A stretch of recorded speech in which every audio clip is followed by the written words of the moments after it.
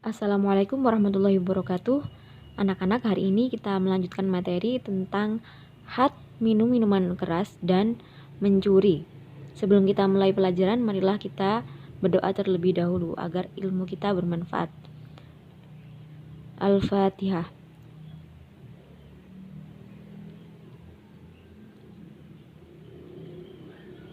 Baik, kita lanjutkan materinya. Meminum minuman keras. Sebelum kita membahas tentang minuman keras, kita terlebih dahulu membahas status Homer, karena minum minuman keras adalah salah satu bagian dalam kategori pembahasan Homer. Pengertian Homer. Definisi dalam bahasa, Homer mempunyai arti penutup akal. Sedangkan menurut istilah Homer adalah segala jenis minuman atau selainnya yang memabukkan dan menghilangkan fungsi akal. Kalau kita mengacu dari definisi di atas, maka cakupan Homer tidak hanya terkait dengan minuman, tetapi segala sesuatu yang jika dikonsumsi, baik makanan atau minuman, yang memabukkan dan membuat manusia tidak sadar.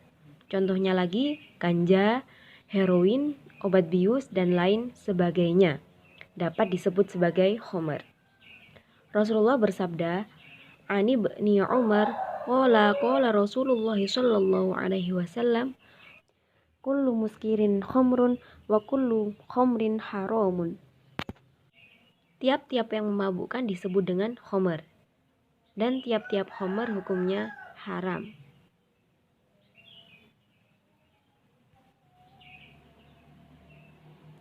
Hukum meminum minuman keras.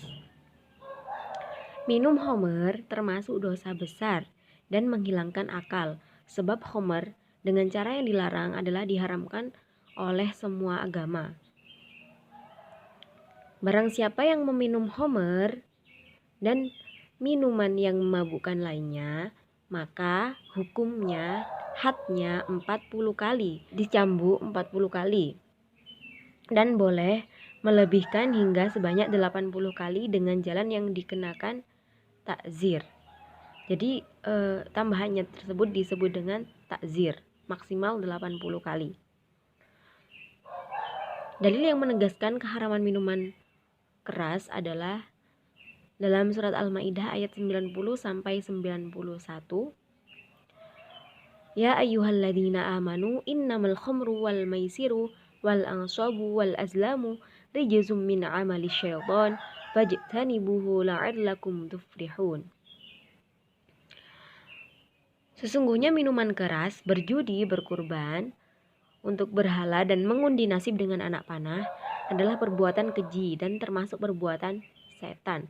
Maka jauhilah perbuatan itu agar kamu beruntung.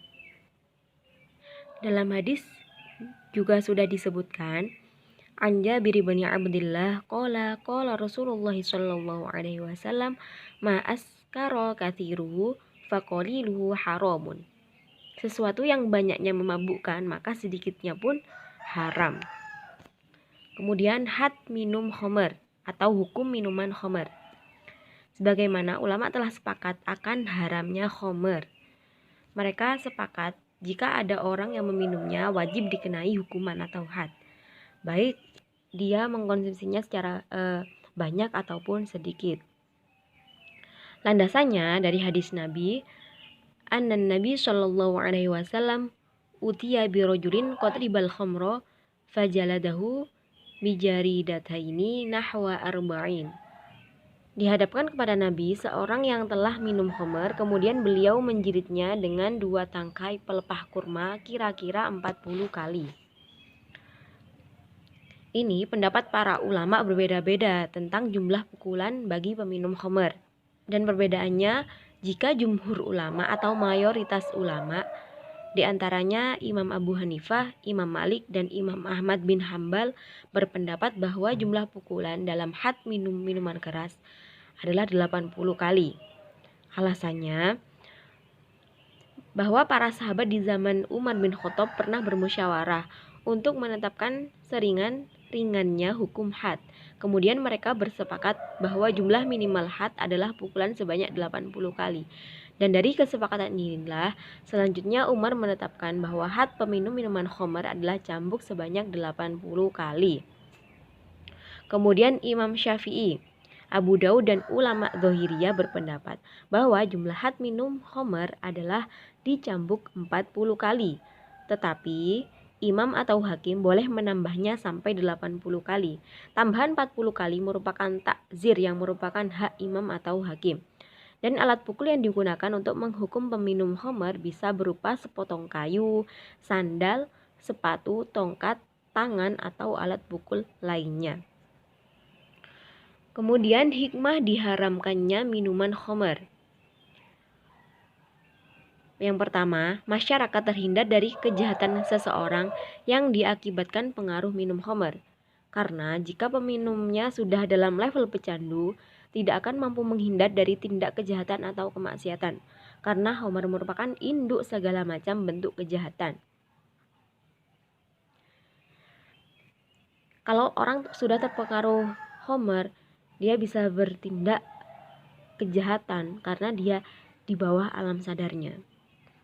Kemudian menjaga kesehatan jasmani dan rohani dari berbagai penyakit yang disebabkan oleh pengaruh minum khamar, seperti busung lapar, hilang ingatan, atau berbagai penyakit berbahaya lainnya. Yang ketiga, masyarakat terhindar dari siksa, kebencian, dan permusuhan yang diakibatkan oleh pengaruh khamar. Karena khamar selain mengakibatkan berbagai macam penyakit juga menjadikan mental pecandunya tidak stabil. Pecandu khamar akan mudah tersinggung dan salah paham hingga dirinya akan selalu diselimuti kebencian dan permusuhan.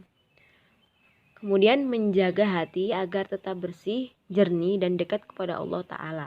Karena khamar akan mengganggu kestabilan jasmani dan rohani, hati pecandu khamar hari demi hari akan semakin jauh dari Allah. Hatinya menjadi gelap, keras hingga ia tak sungkan-sungkan melakukan pelanggar terhadap aturan syar'i. Dari pembahasan khamar, sudah paham?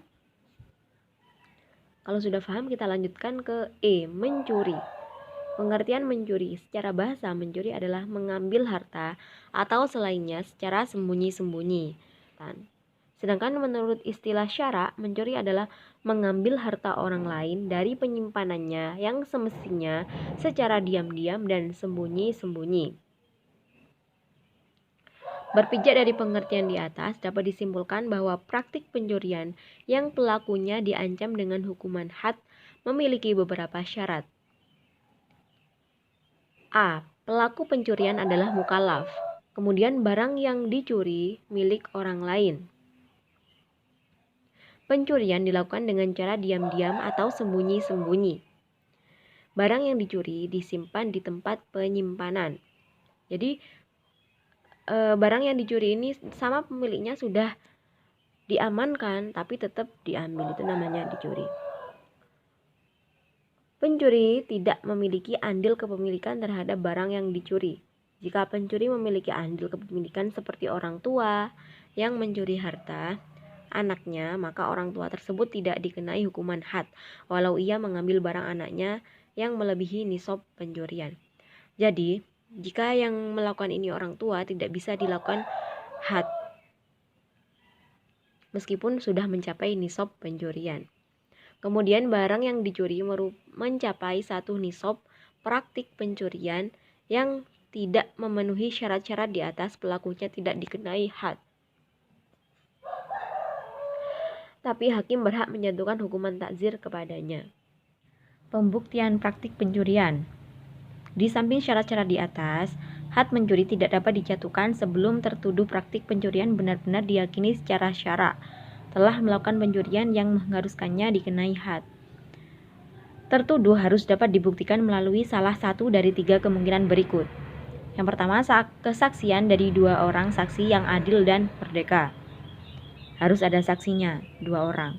Yang kedua, pengakuan dari pelaku pencurian itu sendiri. Yang ketiga, sumpah dari penuduh. Kalau ada orang yang menuduh, aku lihat dia mencuri. Kalau yang bilang tadi berani disumpah, maka bisa dilakukan hukuman had. Jika terdakwa pelaku pencurian menolak tuduhan tanpa disertai sumpah, maka hak sumpah berpindah kepada penuduh. Dalam situasi semisal ini, jika penuduh berani bersumpah, maka tuduhannya diterima dan secara hukum tertuduh terbukti melakukan pencurian. Kemudian had mencuri. Jika praktik pencurian telah memenuhi syarat-syarat sebagai yang dijelaskan di atas tadi, maka pelakunya wajib dikenakan had mencuri, yaitu potong tangan. Dalam surat Al-Maidah ayat 38, wasariqu wasariqatu faqta'u aydiyahuma jazaa'an bima kasaba nakalam minallah wallahu azizun hakim. Adapun orang laki-laki maupun perempuan yang mencuri, potonglah tangan keduanya sebagai balasan atas perbuatan yang mereka lakukan dan sebagai siksaan dari Allah.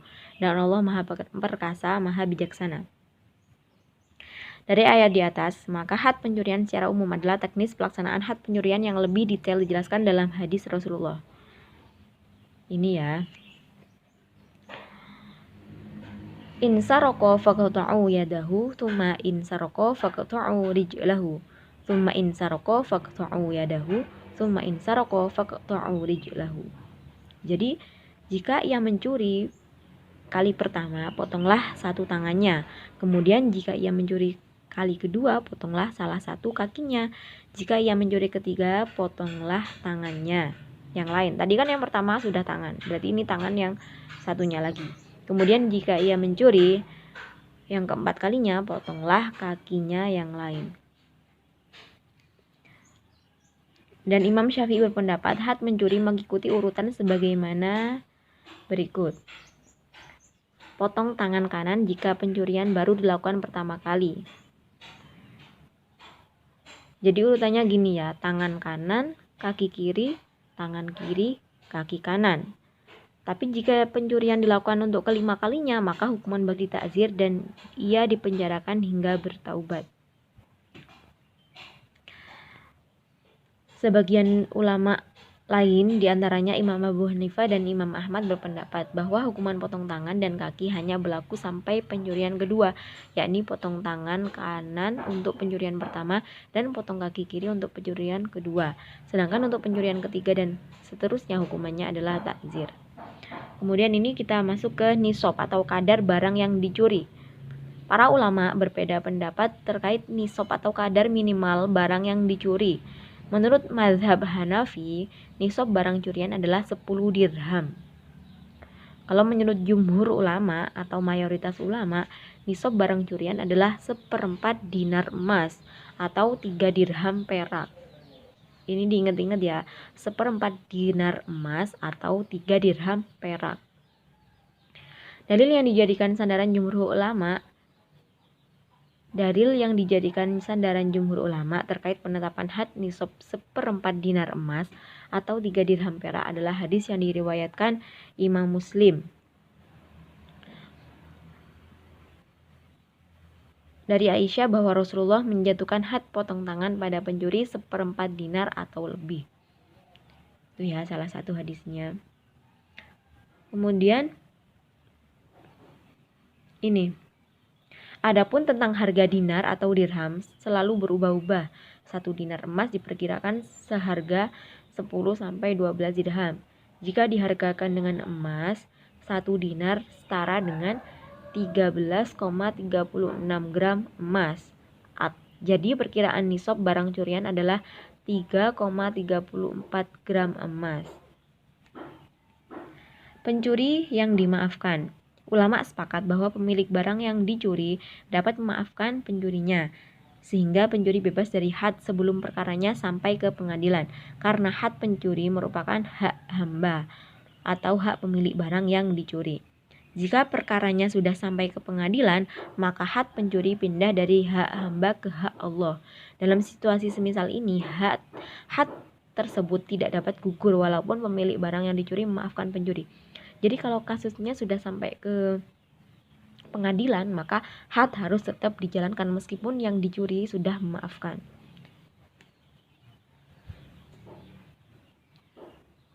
Ini ya. Itu dilandaskan dari hadis ta'afau al-hududa fima bainakum Fama balagoni min haddin faqad wajaba. Sesungguhnya Rasulullah bersabda, maafkanlah had selama masih berada di tanganmu. Adapun had yang sudah sampai kepadaku maka wajib dilaksanakan.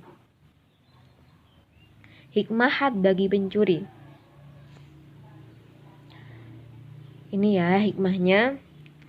Seseorang tidak akan dengan mudah mengambil barang orang lain karena hal tersebut akan memunculkan efek ganda, yaitu sanksi moral sekaligus sanksi yang merupakan hak Adam, yaitu had. Kemudian, seseorang akan memahami betapa hukum Islam benar-benar melindungi hak milik seseorang, menghindarkan manusia dari sikap malas, karena mencuri merupakan cara singkat memiliki sesuatu secara tidak sah. Juga merupakan perbuatan tidak terpuji yang akan memunculkan sifat malas, membuat jera pencuri hingga dirinya terdorong untuk mencari rezeki yang halal. Sekian materi hari ini. Saya akhiri. Wassalamualaikum warahmatullahi wabarakatuh.